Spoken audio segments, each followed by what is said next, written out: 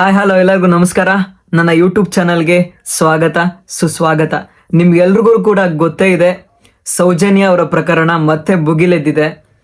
ಇದ್ರ ಬಗ್ಗೆ ನಾನು ಕೂಡ ಇನ್ಸ್ಟಾದಲ್ಲಿ ವಿಡಿಯೋ ಮಾಡಿದ್ದೀನಿ, ಸುಮಾರು ಜನ ನೋಡಿರ್ತೀರಾ ಅಂತ ಅನ್ಕೋತೀನಿ. ಯಾರ್ಯಾರೆಲ್ಲ ಹೊಸ್ದಾಗಿ ಬಂದಿದ್ದೀರಾ ದಯವಿಟ್ಟು ನನ್ನ ಚಾನಲ್ನ ಸಬ್ಸ್ಕ್ರೈಬ್ ಮಾಡ್ಕೊಳ್ಳಿ ಅಂತ ಹೇಳ್ತಾ, ನನಗಂತೂ ಪರ್ಸ್ನಲಿ ಆ ವಿಡಿಯೋ ತುಂಬಾ ಇಷ್ಟ ಆಯಿತು. ಅವರು ಹೇಳಿರುವಂಥ ರೀತಿ, ಅವರು ರಿಸರ್ಚ್ ಮಾಡಿರುವಂತಹ ರೀತಿ, ತುಂಬ ಜನ ಪಾಸಿಟಿವ್ ಆಗಿ ಹೇಳ್ತಿದ್ದಾರೆ, ಇನ್ನು ಕೆಲವೊಂದಷ್ಟು ಜನ ನೆಗೆಟಿವ್ ಆಗಿ ಹೇಳ್ತಾ ಇದ್ದಾರೆ. ಅದು ಹೇಳಿರೋರು ಬೇರೆ ಧರ್ಮದವರು ಅನ್ನುವಂಥ ಕಾರಣಕ್ಕೆ. ಎಲ್ಲಾದ್ರಲ್ಲೂ ಧರ್ಮ, ಎಲ್ಲಾದ್ರಲ್ಲೂ ಜಾತಿ, ಅದನ್ನೇ ಹುಡ್ಕೊಂಡು ಕೂತ್ಕೊಂಡ್ರೆ ಯಾವತ್ತೂ ಈ ವಿಚಾರಕ್ಕೆ ನ್ಯಾಯ ಸಿಗೋ ಸಾಧ್ಯತೆನೇ ಇಲ್ಲ. ಎಲ್ಲದಕ್ಕೊಂದು ಲಿಮಿಟೇಷನ್ಸ್ ಅಂತ ಇರುತ್ತೆ.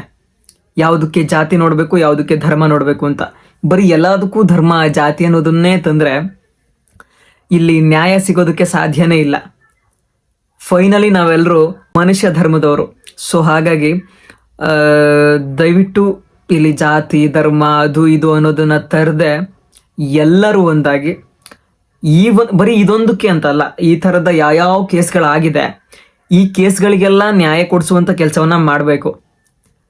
ಮತ್ತು ಇನ್ನೊಂದು ವಿಷಯ ಕೇಳಿ ಬರ್ತಾ ಇದೆ, ಈ ಒಂದು ಹೆಸರಿನಲ್ಲಿ ಧರ್ಮಸ್ಥಳದ ಹೆಸರನ್ನ ಹಾಳು ಮಾಡುವಂಥ ಕೆಲಸ ನಡೀತಾ ಇದೆ, ಮತ್ತೆ ದೇವರ ಹೆಸರನ್ನ ಹಾಳು ಮಾಡುವಂಥ ಕೆಲಸ ನಡೀತಾ ಇದೆ ಅಂತ. ಒಂದು ವಿಷಯ ಏನು ಗೊತ್ತಾ, ದೇವ್ರನ್ನ ಯಾರು ಏನು ಮಾಡೋಕ್ಕಾಗದೇ ಇಲ್ಲ.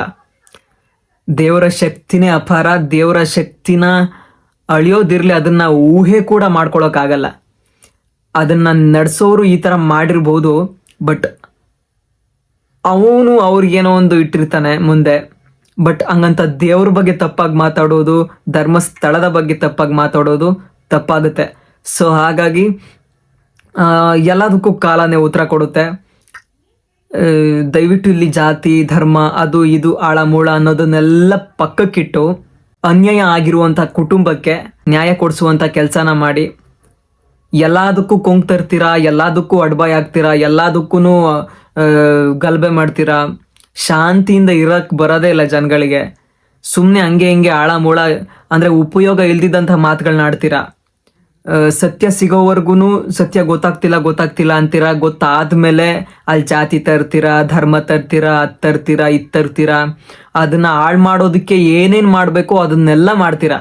ಕೆಲವೊಂದೊಂದ್ಸಲ ತುಂಬ ಬೇಜಾರಾಗುತ್ತೆ. ಸರ್ಕಾರ ನಮ್ಮ ಪರ ಇಲ್ಲ, ನ್ಯಾಯದ ಪರ ಇಲ್ಲ, ಪೊಲೀಸ್ ಯಾವುದು ಕೂಡ ನ್ಯಾಯದ ಪರ ಇಲ್ಲ.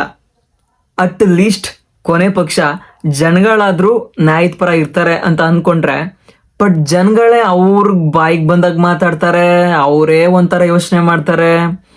ಒಟ್ಟಿನಲ್ಲಿ ಏನೋ ಒಂದು ಮಾಡಬೇಕು, ಒಳ್ಳೇದು ಮಾಡಬೇಕು ಅಂತ ಇಲ್ಲ, ಅವರಿಗೆ ಏನೋ ಒಂದು ಮಾಡಬೇಕು ಅಂತ ಯೋಚನೆ ಮಾಡ್ತಾರೆ. ಎಲ್ಲೋ ಮುಗ್ಧ ಮನಸ್ಸುಗಳು, ಒಳ್ಳೆ ಹೃದಯಗಳು, ಎಲ್ಲದಕ್ಕೂ ನ್ಯಾಯ ಸಿಗಬೇಕು, ನ್ಯಾಯಕ್ಕೆ ಹೋರಾಡಬೇಕು ಅಂತ ಮಾತಾಡ್ತಾರೆ, ಕಮೆಂಟ್ಸ್ ಹಾಕ್ತಾರೆ. ಬಿಟ್ರೆ ಇನ್ನೆಲ್ಲ ಒಂಥರ ಗಲಭೆ ಹಬ್ಸೋದು, ಆ ಧರ್ಮದಿಂದ ಈ ಧರ್ಮಕ್ಕೆ ಕಿತ್ತಾಟ ಹಚ್ಚೋದು, ಅದು ಇದು ಆಳ ಮೂಳ ಅಂತ ಮಾತಾಡ್ತಾರೆ. ಬಟ್ ಇಲ್ಲಿ ಈ ವಿಚಾರದ ಬಗ್ಗೆ ಮಾತಾಡಿರೋ ವ್ಯಕ್ತಿ ಯಾರೇ ಆಗಿರಲಿ, ಆತ ಮಾತಾಡಿರೋದು ಕರೆಕ್ಟ್ ಅಂತ ಮನ್ಸಿಗೆ ಅನ್ಸಿದ್ರೆ ಅದು ಕರೆಕ್ಟೇ.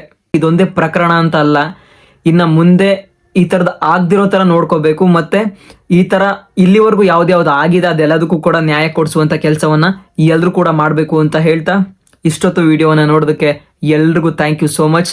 ದಯವಿಟ್ಟು ನನ್ನ ಚಾನಲ್ನ ಸಬ್ಸ್ಕ್ರೈಬ್ ಮಾಡ್ಕೊಳ್ಳಿ, ಸಪೋರ್ಟ್ ಮಾಡಿ. Thank you.